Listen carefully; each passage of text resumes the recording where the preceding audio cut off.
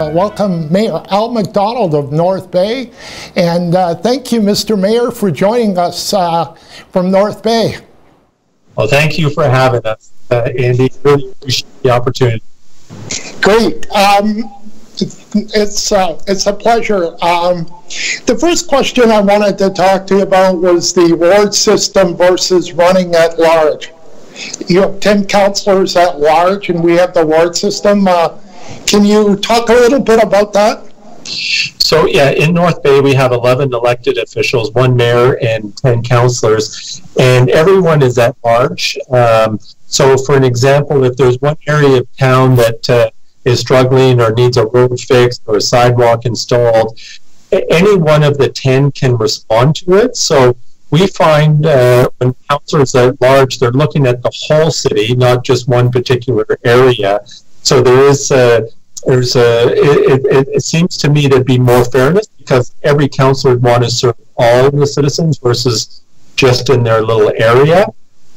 So it's worked very well here in the city of North Bay. You don't have, well, you're fixing one road in that ward, I want a road fixed in mine, or if there was a whole bunch of councillors who want stuff done in another ward, and one side of the city gets left out. We don't have that. We have every elected official works for every citizen right across the city. Now, there is a lot of conversation about going to a ward system, so there are pluses for ward systems, but it's worked fairly well here in the city of North Bay. Do you find with the at-large system you're getting better at more competition and getting more people running across the city? Well, this time we have 26 running for council, and there's 10 spots. Right. I think last year there was 23 or 24, so it's not that there's a whole lot more. There's, a couple more, but we don't have like 5 running in a particular ward. We just don't have that. So the citizens get to choose which 10 they like of the 26 that they think would represent the whole city. So there are pros and cons to both systems. It's right. Just worked well here, although, there is a push to go to ward system. So I kind of like the ward system myself, but, I think that'll come up during the election campaign here. What is the greatest challenge for you as mayor of North Bay? I think it's the same challenge all mayors in Northern Ontario face, declining population, an older population, and trying to attract people north to fill the skilled position. So in North Bay in particular, I would say we have a skilled shortage. So I know we're going to talk about another job website a little bit later in the program, but being able to fill the skilled jobs is a challenge for us. And we need to attract people to the north. You're seeing the Southern Ontario is becoming unaffordable to live for most. So I think there's a real opportunity for us to attract people north. But that's going to take a concentrated effort by every mayor in Northern Ontario to be able to attract people. Right, definitely. And that leads into the next question is, it is really important for you as mayor of North Bay to keep up the communication with Vic Fideli as the MPP, and you've also done that job, so you know how important that is. Yeah, there's no question that having an MPP on the government side is very helpful. There's no question about it. We really saw it in the last 8 years where, Sudbury, and you probably hear this from your side, Sudbury was getting all the money and we were kind of being left out. And even when we brought issues forward, not to say that, some of the ministers weren't helpful, because some of them were. But at the end of the day, there wasn't a government member here. So having Vic on our side, on the government side, and being in the position that he is, at least we can bring our concerns right to him directly, and he's representing us. It's not just about money, it's the opportunities and challenges that cities face, that if you have the ear of ministers or the government, it's helpful to resolve them versus maybe a government that's really just focused on their ridings. Great. Well, stand by, Al. We'll take a quick time out and we'll be back to you in North Bay momentarily. Okay, sounds great. We'll take a quick commercial break and be right back with the Mayor Al McDonald in North Bay.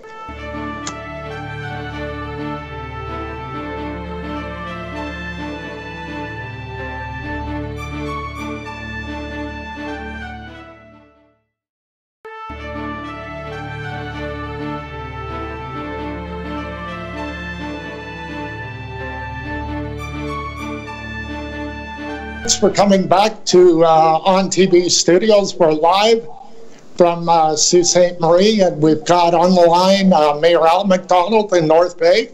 We're chatting with him. Welcome back to the show, Al. Thank you very much, Andy. I wanted to talk a little bit about your website, Ready, Set, Hired. It's unique, and you have over 350 unfilled positions. Can you talk a little bit about that? Yeah, it's the website is Ready, Set, Hired with a D.ca, and it's actually a website that the Labour Market Group does here in the city of North Bay to identify the jobs that are being posted online. So I looked on the site just before we came on air, and there was 348 jobs are vacant or unfilled, and in the summertime we were up around 850. What we're hearing from our employers are they're struggling to find the skilled trades and even people at the entry level to work, but it's a great way for our citizens to be able to go online and see what's available out there so that they can assist. But we have our Economic Development Department, Yes Employment, the Labour Market Group, and the Business Center. Everyone's working together to be able to assist those businesses to find the employees that they need. And Yes Employment is very, very good at assisting our local businesses as well.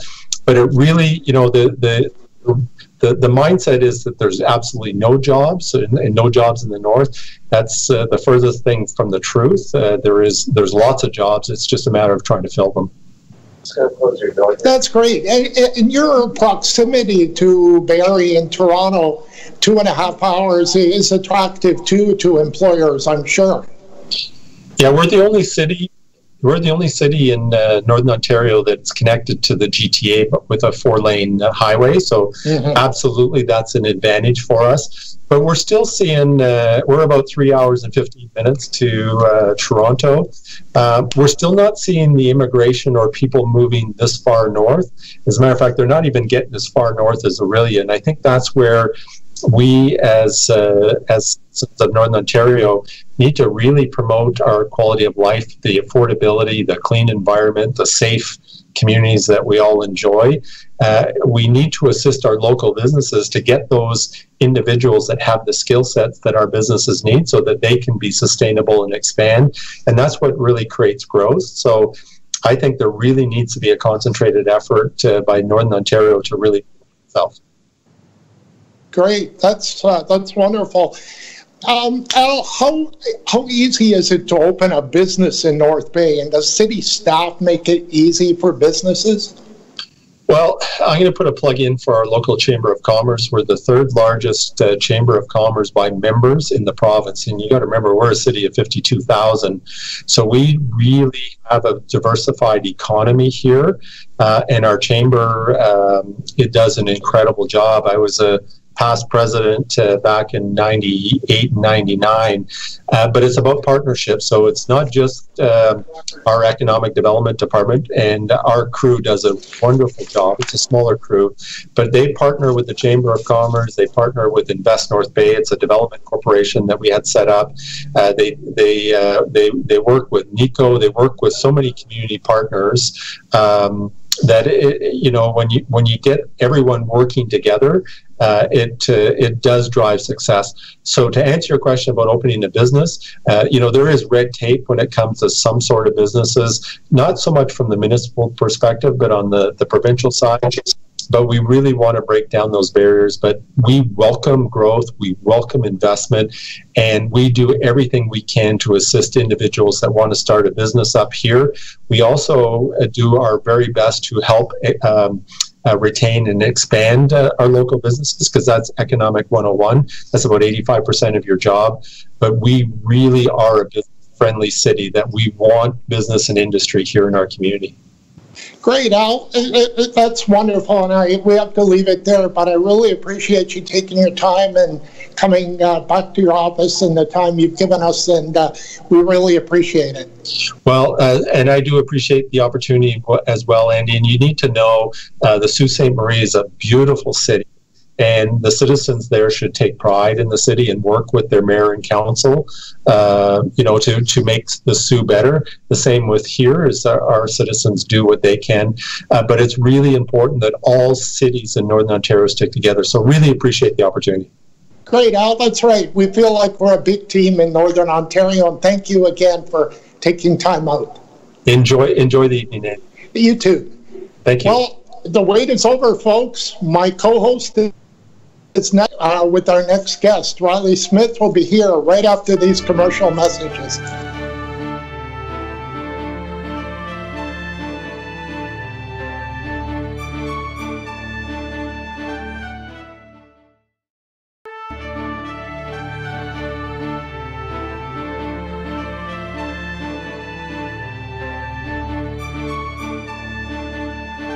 Welcome back to Civic Affairs, and this is my official debut on Civic Affairs. Derek, how do you feel about being my first guest? I'm pleasured.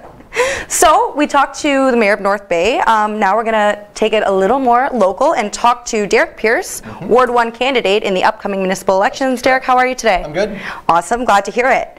Are you ready for some tough questions? Sure. Always, right? Yeah. So, we're going on just over a month before the municipal election. How are you feeling so far? Pretty good. Have you been out campaigning? I have. I've started to go door to door. A few people that I know very well who I've started with, and then later on this week I'll be actually heading out, starting at one end and working my way all the way to the rest. Well, I'm glad to hear you're hitting the streets. Yeah. So, if you were to get elected, what would you do differently than our current council, and how would you do it? Well, if I get elected to City Council, I'd be looking at new technology and ways to innovate and do things differently. So, one big thing on my platform is transit. I hear every one of my friends that I talk to, they complain about transit, and then I look at, there's a budget, so we have to work with. So, for my platform of transit, I got to look at new technology. So, look at going green with electric buses. That would cut out a huge fuel cost. So, there's a huge chunk of the budget that would remain. It'd lower it. And then, yes, there would be some initial costs, but once those initial costs are taken care of, we'll be reaping in the savings of not having to pay for fuel. Same with like a Metro Pass type transit system. Get away from the whole coin system and go with like something like that. Something more modern. Yeah, exactly. So, you kind of brought me right to my next question.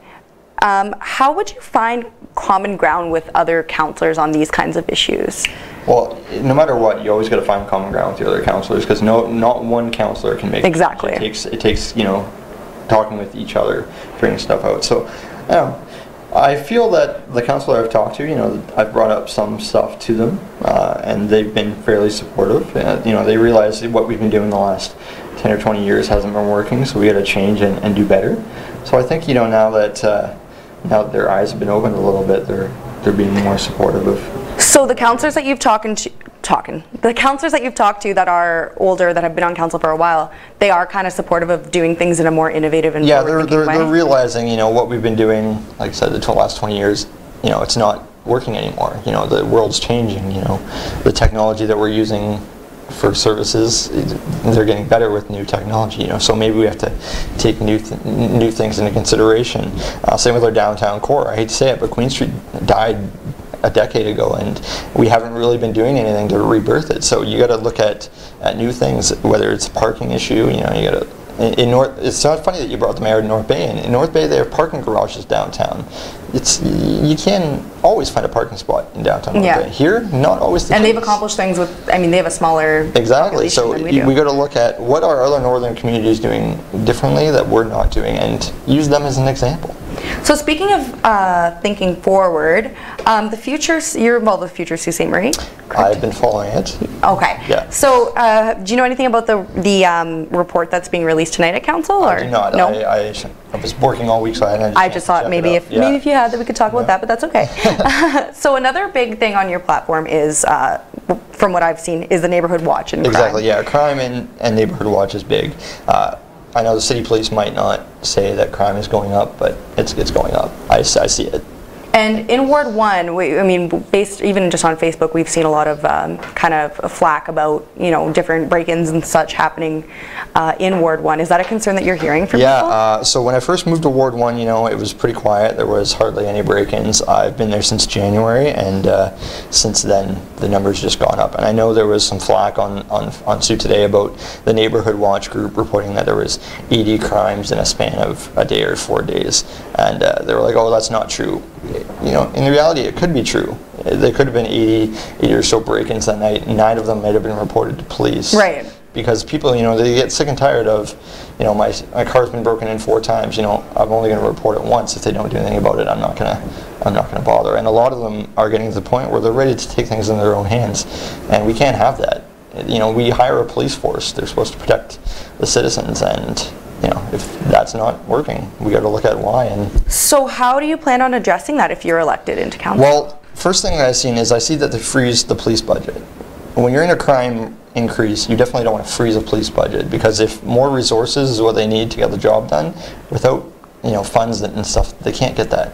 So I don't think we should be freezing the police budget. I think we should be, you know, asking them, what resources do you need? What can we do as a community to give it to you? Another thing that we can do is neighborhood watch groups. They're effective, but they're only effective if the people in them have the dedication and commitment to going through with them. I know there's a lot of neighborhood watch groups on Facebook. They all want to, you know, get into an official neighborhood watch program. And I've talked with Sonny Spinoff from the police force about it. So there's general interest, but whether or not that interest is going to actually go forward is another question. Hard to say. Well, we'll be back, Derek, with some more questions for you just after this short commercial break. Stay tuned on TV as we continue to talk with Derek Pearce.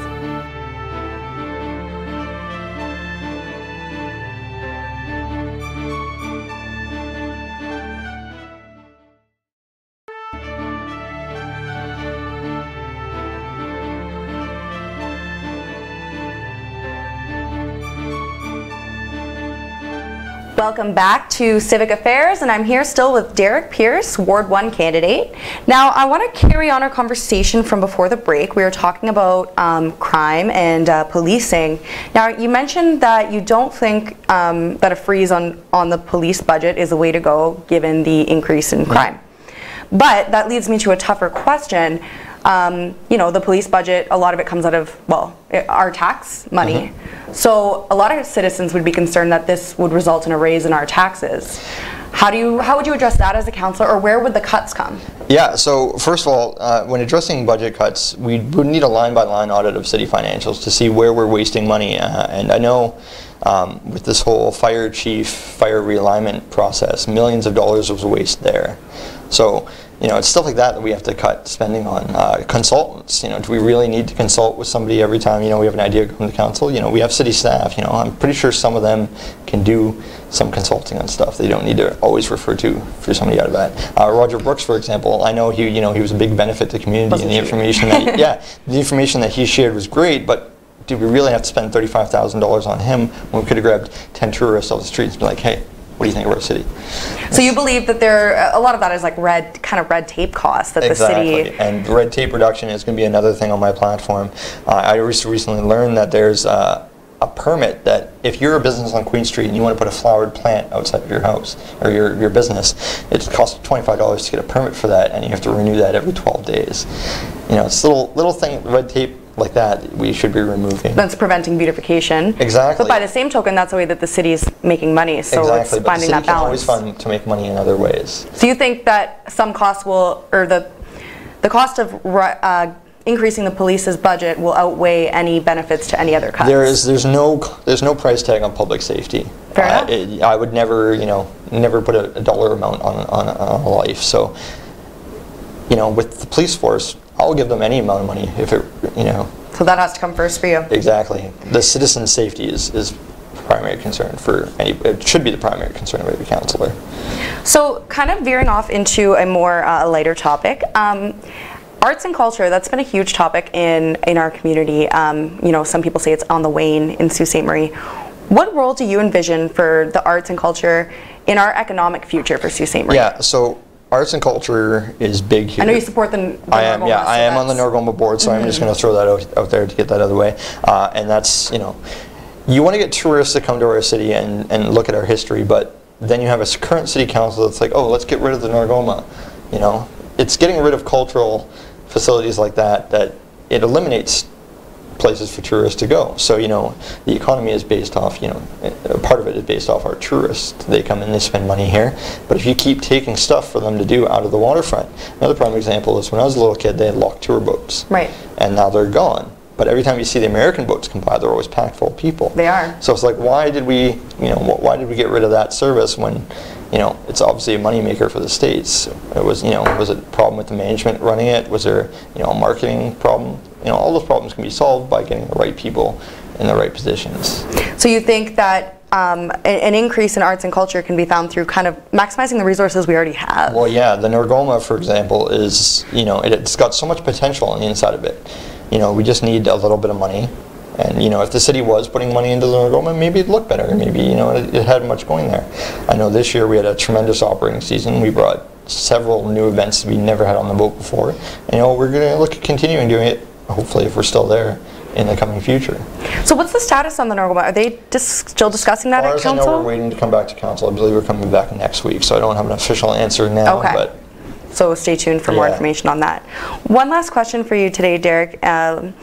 What do you cherish most about our community in the Soo, and how do you plan on kind of putting that forward if you were to become a member of City Council? So I love the Soo. I grew up here all my life. I think it's a very beautiful place. And like most of our youth, I moved away in 2011. Went and lived in North Bay for a little bit. Went to live in Huntsville. You know, each community you go to, they have, you know, things that could be better than the Soo, things can be worse. But I always miss the Soo because this place is beautiful. It's, you know, it's right in the middle of the Great Lakes. We have so much potential. So if elected, you know, City Council, I want to, you know, use what we have here, you know, to benefit us. You know, bring back, say, locked tour boats. You know, if we don't have something here for tourism, invent it, bring it here, bring young entrepreneurs. I have a friend who wants to open up an internet cafe and arcade here. That'd be amazing. But business taxes and stuff like that are preventing him. And that's another huge election issue. Exactly. So, you know, we got to look at, you know, what we have to offer and improve what we have, because without it, we have nothing. Well, thank you so much, Derek, for taking the time to come and chat with us anytime. in the ONNtv studio. Always a pleasure. Stay tuned for Matthew Scott from Ward 5 coming up after the break. Thank you.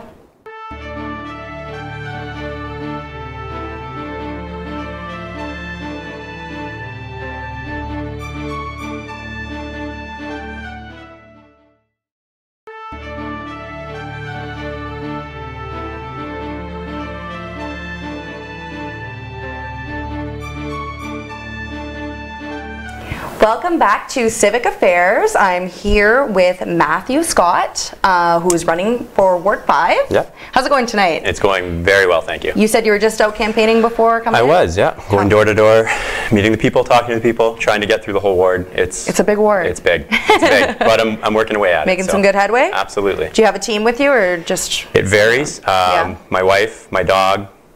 Dogs. Random people. Yeah, it's good.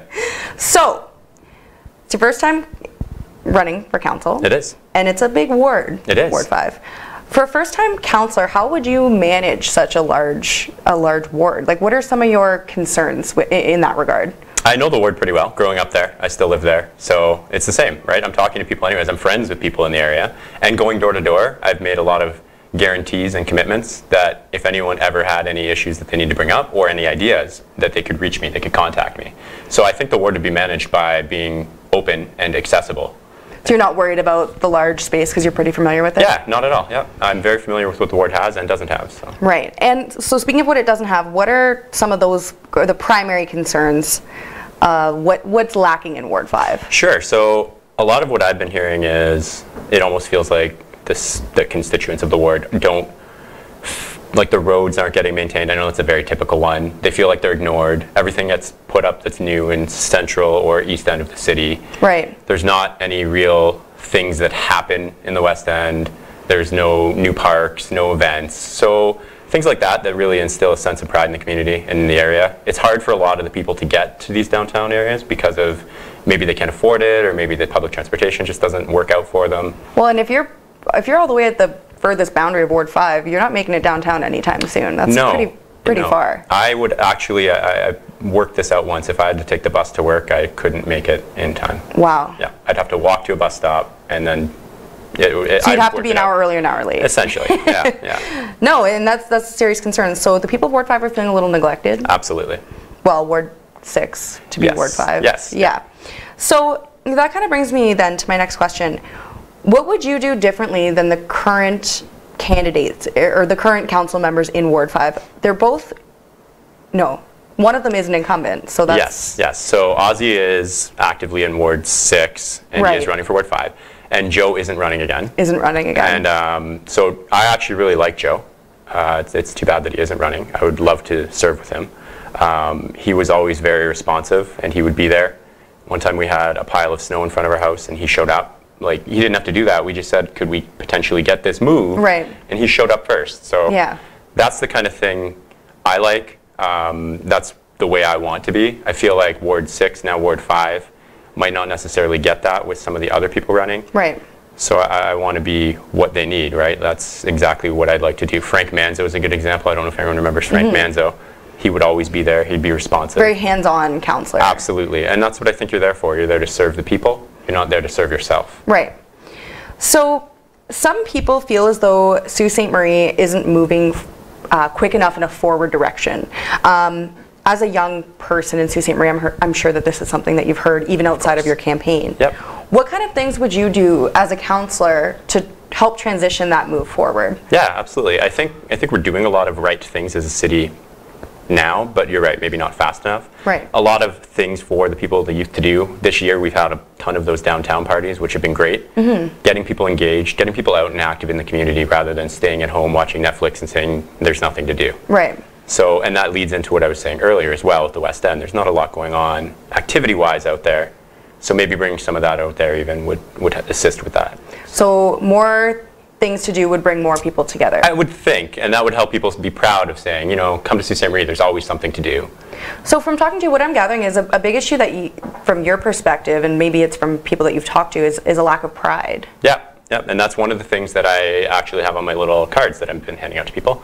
It is I would like to instill a sense of pride in the community again. So community pride is a big thing. I think if you're proud of your community, that makes the difference between you saying, you know what, I'm going to leave that piece of garbage on the ground, or I'm going to pick that garbage up and I'm going to move it. And that is huge, because if everybody just contributes a little bit, everything improves. So it's almost like, you know, when you look at it from that perspective, pride is kind of rooted in a lot of the other issues. Like if you look at the economic problems or the social issues, absolutely, that can kind of stem from 100%. And if you're proud of your community and you're proud of your just everything about being here, you'll help your neighbors out. You're not afraid to help somebody out who's down instead of just walking by and saying, you know what, they did it to themselves kind of thing. It's all about just living a good life, and being proud of where you're from is a big part of that. Absolutely. So Matt, I have a couple more questions for you, but we're going to take it to a break, and then we'll be right back with Matt Scott on Civic Affairs.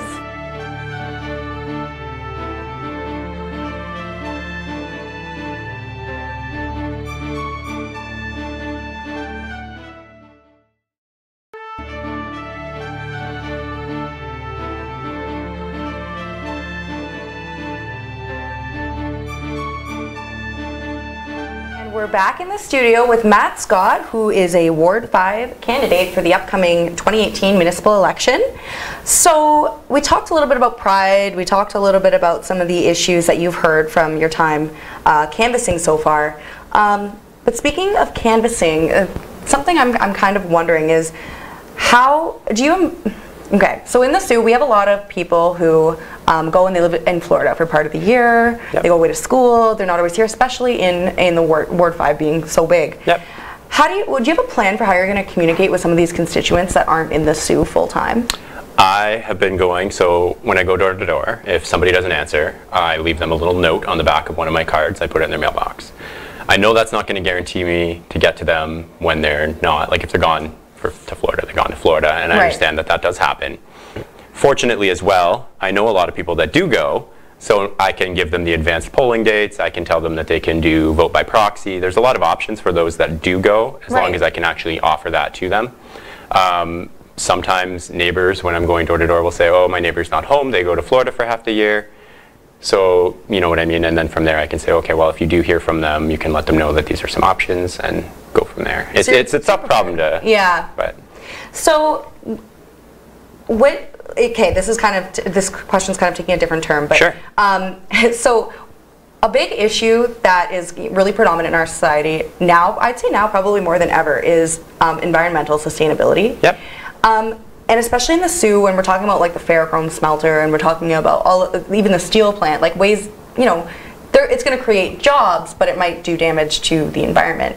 As a city councillor, or potential city councillor, can you summarize your position on finding that balance? Yeah, absolutely. I think I have a good input on this. I grew up in Bayview, and that's right next to the steel plant. Right. So all growing up, when you'd see people eat snow in movies, TV shows, I couldn't eat snow because it was covered in a fine black, kind of filament.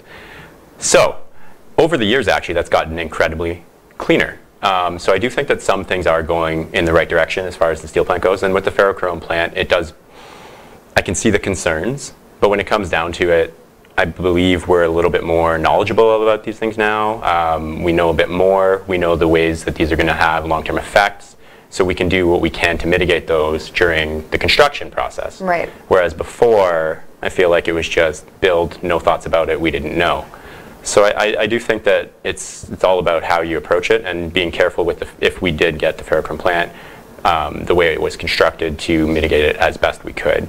So you believe that a lot of these potential health concerns or environmental concerns can be handled preliminarily? I think so. Yeah, I think it's a lot easier to prevent than it is to cure, right? So right. An ounce of prevention is worth a pound of cure, is the old saying. So right. If we're doing it, doing our due diligence for it, we can do our best to mitigate and prevent it going forward, which I think is the best solution, because the jobs are very important, and I get that, and I do appreciate the environment. So it is a tough balance, but I think if we definitely do our research, we can mitigate it as best. So speaking of jobs being a huge election issue in this upcoming election, do you think that and again as a young person, do you think out migration can be stopped or at least even slowed down in this community? Absolutely.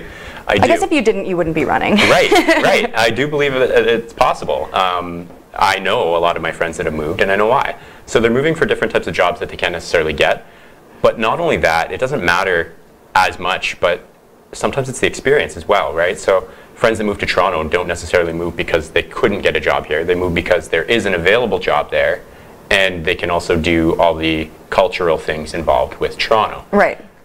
They could go to a baseball game. I know that's a lame one, but what I mean? There's options. More there's to always, do. Exactly, and I know that sounds really stereotypical, but it's a big factor.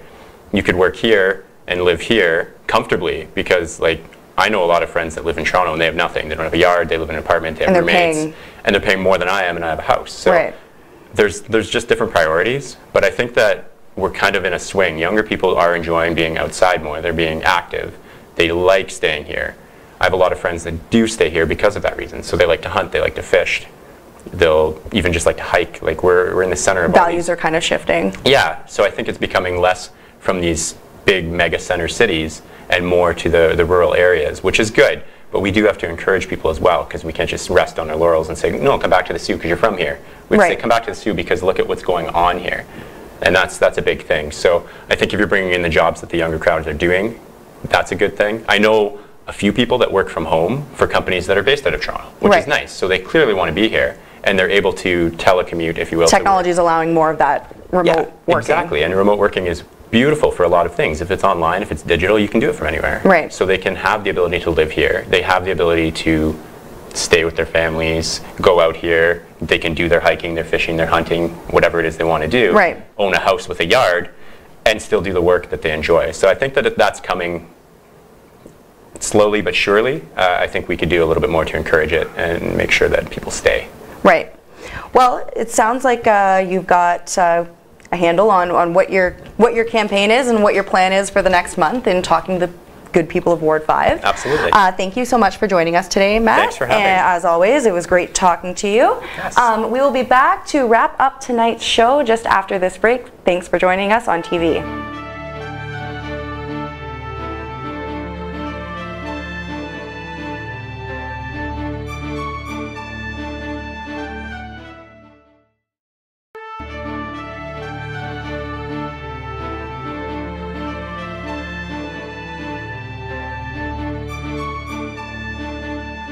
with my new co-host. It's an amazing evening. Well, Yes. How did it feel? I think it was awesome. I mean, I've interviewed with both Derek and Matt in the past, so that was kind of nice to, go with people I know.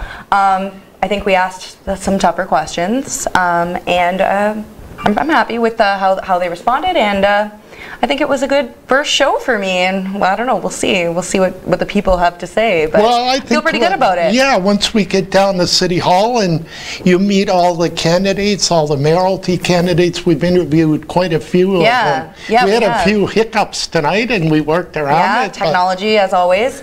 And next week we do have our show booked already, so we can tell the audience who we've got on the docket.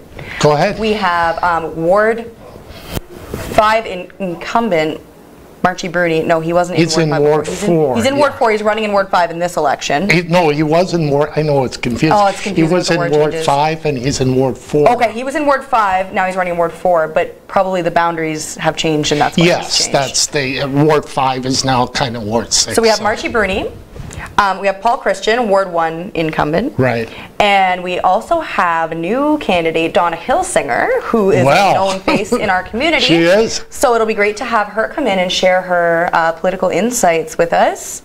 One thing that did happen actually in council is they turned down her father's proposal on the sidewalk. They voted in the other proposal. They voted against it? Her father lost that one. That was a contentious issue a couple weeks ago when that came up in council, because he did make some pretty good points to have that he did, yeah. path, right? Here, accessibility, promoting, nature. He was willing to use part of his own property to make it happen. And Donna Hillsinger comes from a political background. Her father ran, federally a long time ago, even before I came to Sault Ste. Marie in 1990. So she's got those political ambitions. I think she's a force to be reckoned with in this upcoming election. She will be there, whether she can win it or not. Only time will tell. Exactly. And we have Paul Christian as well, who's from my ward, Ward 1. Yeah, I've had some really good conversations with Paul. We both did some work with CAPS, the Coalition for Oklahoma Passenger Trains. So we've crossed paths a few times on that, and I've always really appreciated his input on